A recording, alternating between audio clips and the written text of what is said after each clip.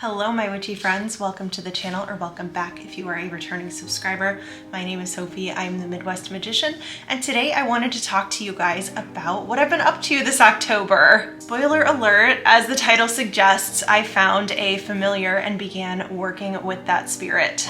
I do plan on going over how I was introduced to the spirit, how I opened myself up, and a whole bunch of other things on how I have been working with my familiar spirit. But first, I just wanted to do a little bit of housekeeping. Taking a look at my analytics, I noticed that 52% of my viewers are not yet subscribed, so I did want to invite you to hit that subscribe button right down below if you've been enjoying my content. I would really appreciate it. Also, throughout the video, if you do end up liking it, if you could give it a thumbs up, that would help me so much. The algorithm will notice that you guys like what I'm putting out and they hopefully will pick me up.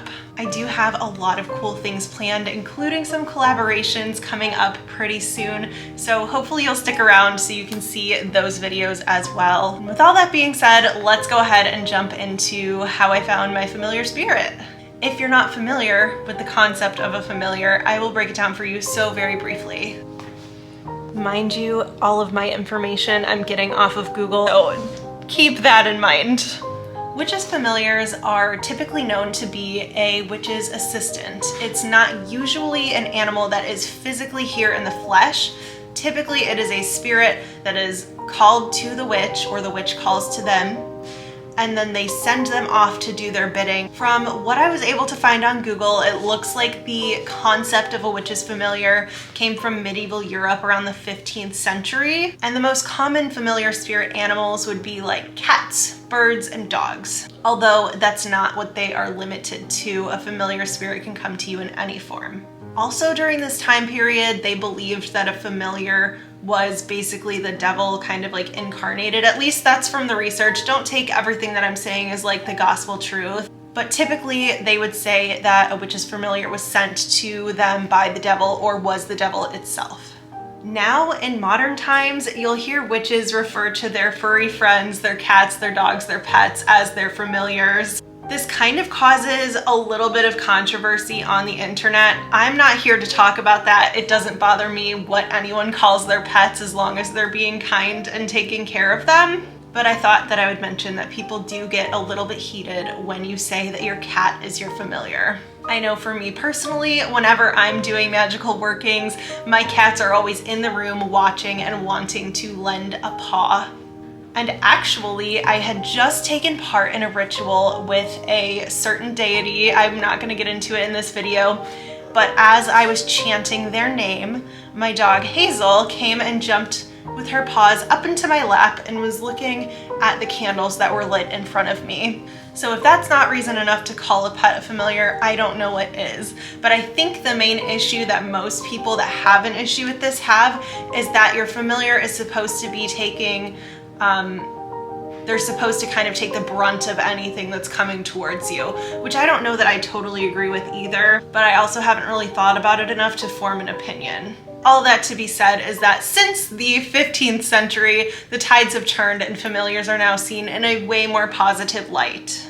So I have my notes from this past month, and I will be referring to these as I go through the video and introduce you to my familiar spirit. There obviously will be some things that I keep to myself because that is going to be between myself and my familiar spirit. However, I will share with you as much as I possibly can. So what did I do to get introduced to my familiar spirit? Essentially, I did a meditation, and within that meditation, I opened myself up to the spirit world and requested that a familiar come to me.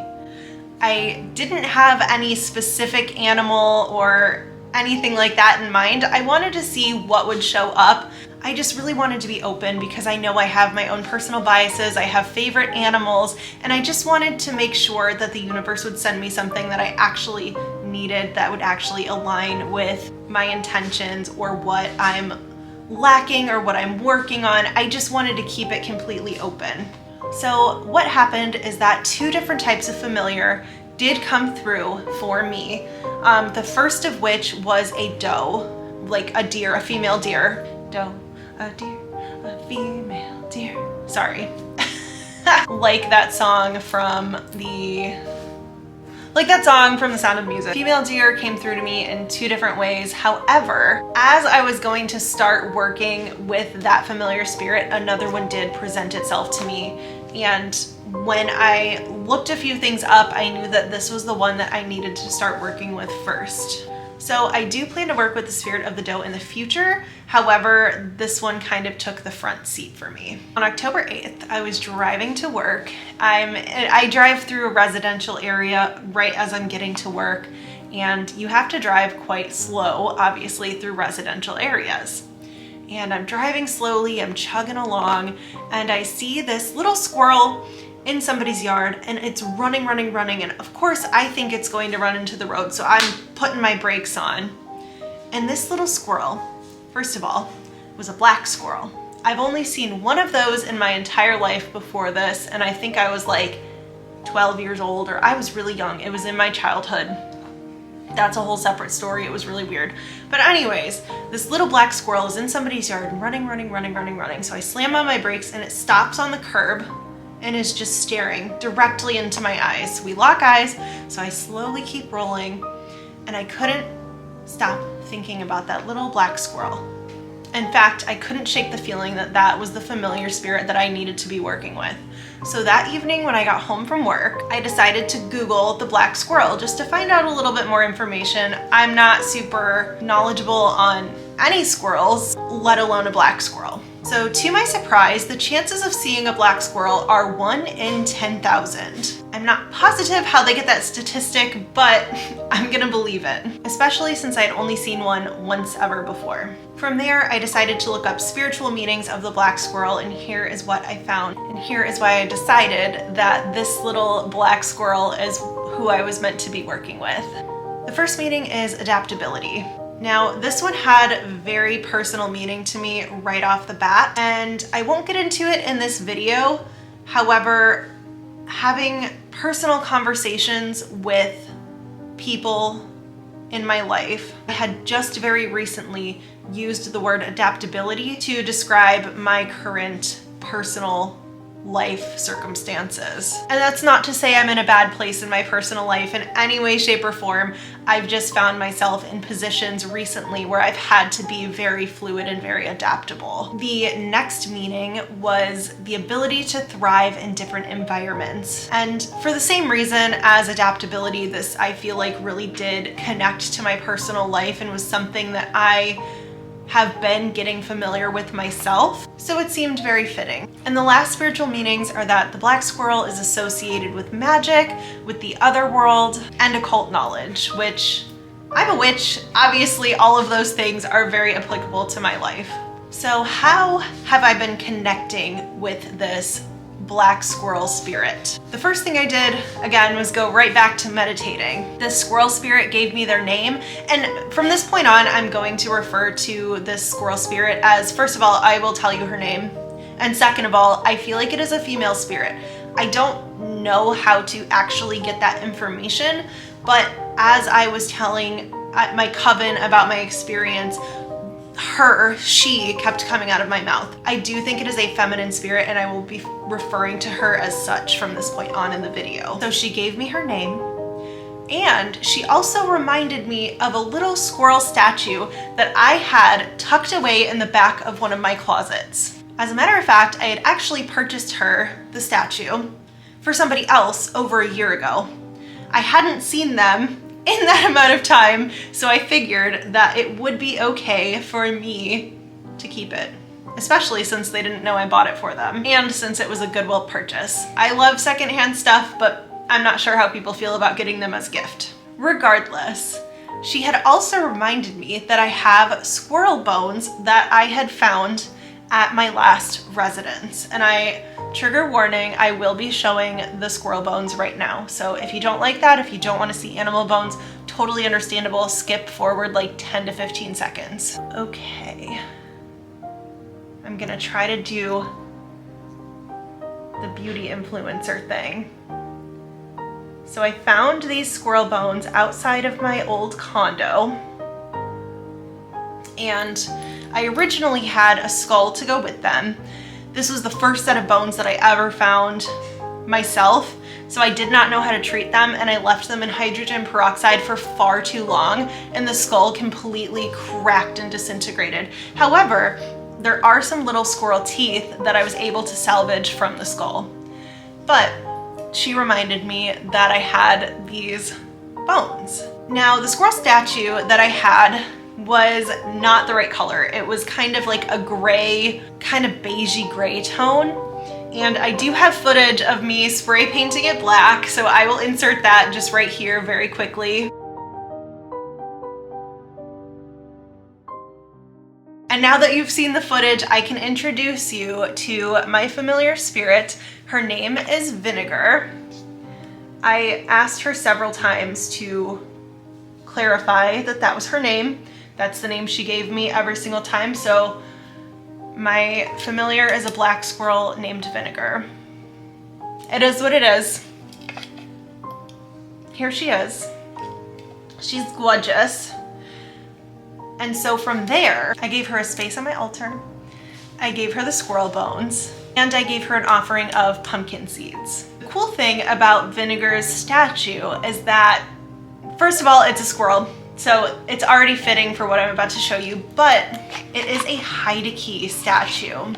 So I wanted to find a way for us to be connected more than just with a relationship. I wanted Vinegar to have a piece of me, and I wanted her to have an evocation so that I could call her and she would know that I'm calling her to come work with me. So what I did from there was create a sigil for Vinegar so that she would have her name. She would have a sigil that connects her to her name.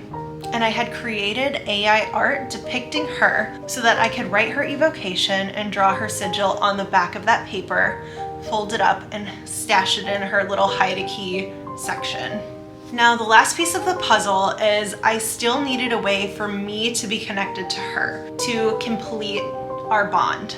Before the ritual that I had created for us to be bonded and connected together, I just so happened to have an emergency wisdom tooth removal. So once I was healed up from that, I decided to clean the tooth and give that as an offering to my familiar spirit Vinegar as well. So that is the last little piece of how I am connected to her now. Once I had all of that planned out and ready to go, I did do a little ritual, and I'll insert some footage right now of just what that looked like.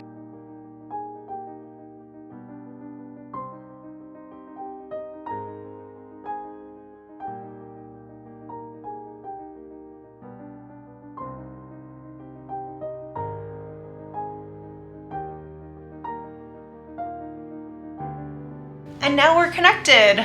So it really did take me about the full month to get to know Vinegar and to connect with her. So how do I plan to work with her in the future? I do want to call in Vinegar every time I do a working to have her assist in forging the best outcome possible for me. I would like to be able to evoke her, have her assist in various decision-making processes. And with that, it wouldn't be her making the decisions for me. It would be giving her time to go and collect all of the various outcomes for each path that I could take.